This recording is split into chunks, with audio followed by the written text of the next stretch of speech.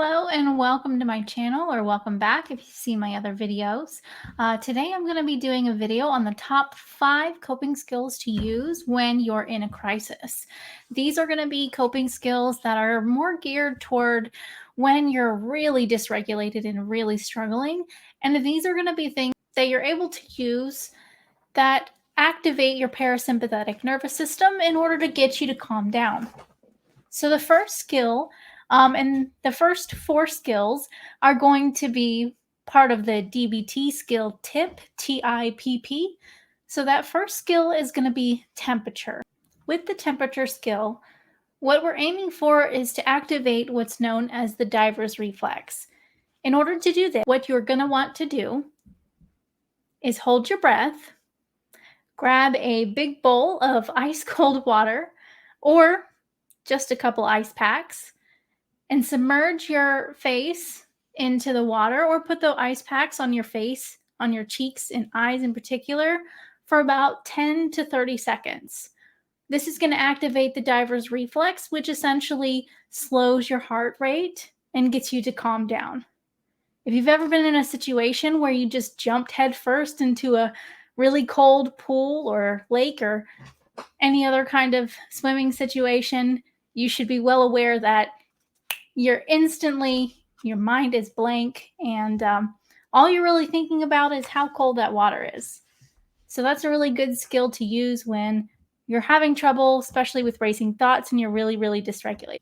The second skill in tip is I for intense exercise or vigorous exercise. This doesn't mean that you have to do anything for a really long time. Just a couple minutes of intense exercise will do it.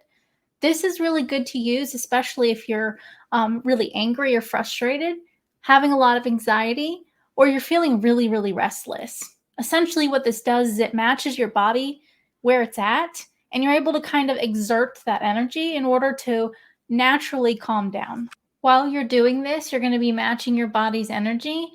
And over time, as you complete your exercise, your body will naturally have a tendency to calm down, just like it does any other time that you exercise.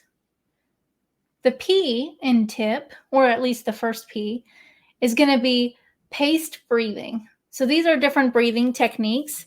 One of them is Kapalbhati, which we'll go over in a different video. That one's probably my favorite right now. But any kind of paced breathing, there's all different kinds that you can look up. Square breathing. One thing with this is I always recommend that you make your out breath longer than your in breath. 5 to 7 is usually a pretty good ratio. So breathing in for 5 seconds and breathing out for 7 seconds. The reason for doing this is because when the out breath is longer than the in breath, that kind of triggers your brain to recognize that it needs to activate that parasympathetic nervous system. We're breathing a little bit calmer, so that means our heart can kind of slow down. That means we can relax a little bit and start to slowly de-escalate from where we were at before. The second P in the tip, it's TIPP, is paired muscle relaxation. On my channel, if you look at the first video I have, I go through the whole progressive muscle relaxation with everybody. So if that's something you're interested in, you can use that, or you can do it on your own. But the importance of the progressive muscle relaxation here is that you're forcing your body to relax. And when you do this, you're signaling to your brain, we're not tense anymore, which means I don't need to be in fight or flight. I'm not running, I'm not fighting, I'm calm. So it's okay to lower my blood pressure, to start to relax and de-escalate. And the fifth and final one that we have is taking a walk, or even just a brisk jog or run in nature, particularly in nature.